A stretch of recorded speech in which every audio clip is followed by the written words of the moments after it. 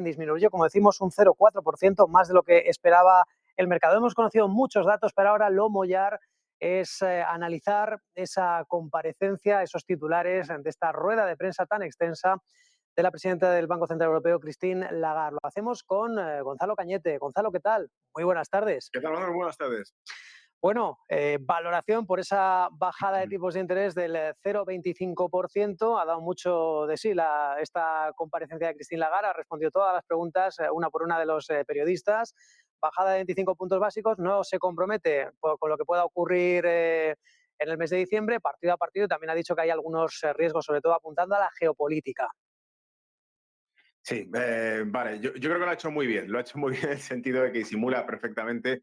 Piensa que le han preguntado no uno, sino más de un periodista sobre si veía riesgos recesivos en la economía. Ha dicho que no, y que lo hacen básicamente porque está funcionando la política monetaria que está aplicando el BCE. Una de las cuestiones que he señalado aquí en Negocios tuve en más de una ocasión es que creo que la cuestión por la que la inflación vemos que cae, se desploma, no cae, sino que se desploma, es porque la actividad económica de Europa está cayendo también a plomo.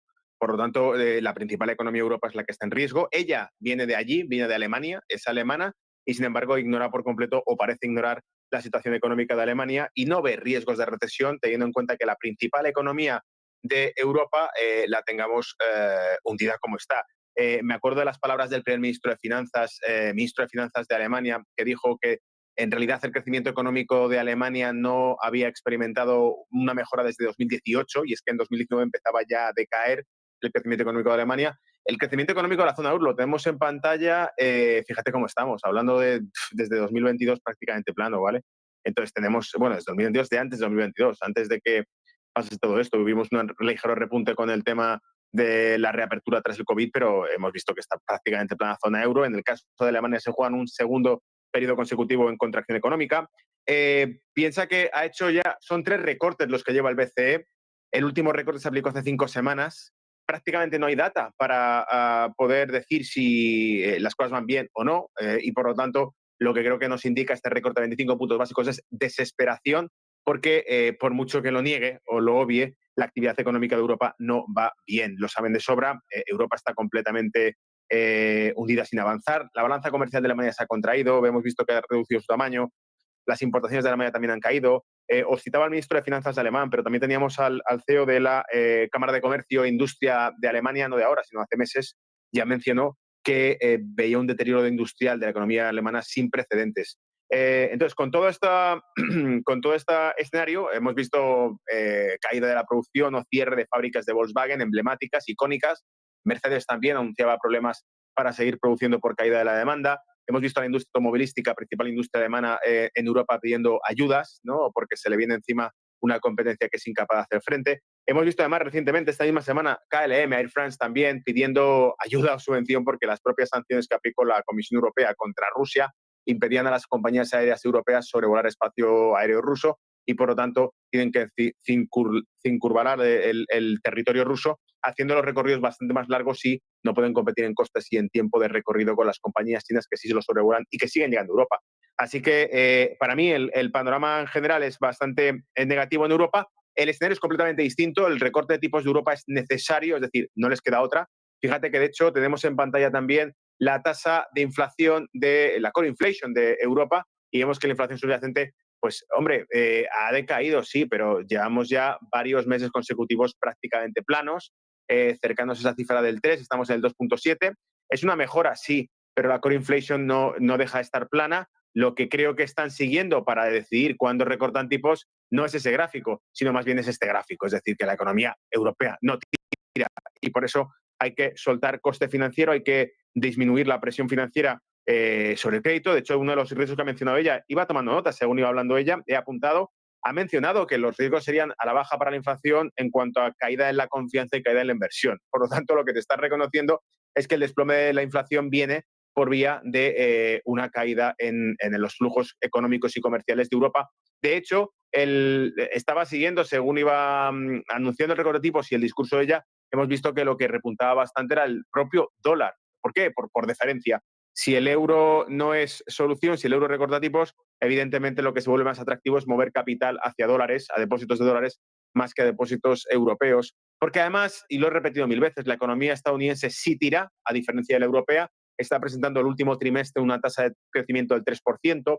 El informe de empleo que ha presentado también mostraba una contracción de la tasa de paro. Los resultados corporativos que hemos visto esta semana son increíbles. Por lo tanto, evidentemente el capital va a fluir hacia Estados Unidos, hacia dólar, antes que hacia euro, porque la política que está aplicando desde el año 2022 la Unión Europea está destruyendo su propia economía. Lo hemos dicho mil veces, es un tiro en el pie, es un suicidio desde la Agenda Verde, con la destrucción de tejido industrial, económico, energético europeo, guerra ucraniana también, sacrificio presupuestario, en fin, una serie de desaciertos y desatinos que parece que estuviesen hechos a posta, Manuel. Pues bueno, has citado incluso a Airbus, menos mal que no vamos a hablar de los semiconductores. Lo cierto es que sí que ha dicho Christine Lagarde, otros riesgos se ha enfocado no tanto en el crecimiento, sino en el impacto que puede tener el crecimiento la guerra de Ucrania y las tensiones en Oriente Medio, no tanto en la inflación como en el crecimiento. ¿A ti qué te parece? Efectivamente. Además, no es la única. Williams también lo ha dicho hace pocas horas de la Reserva Federal.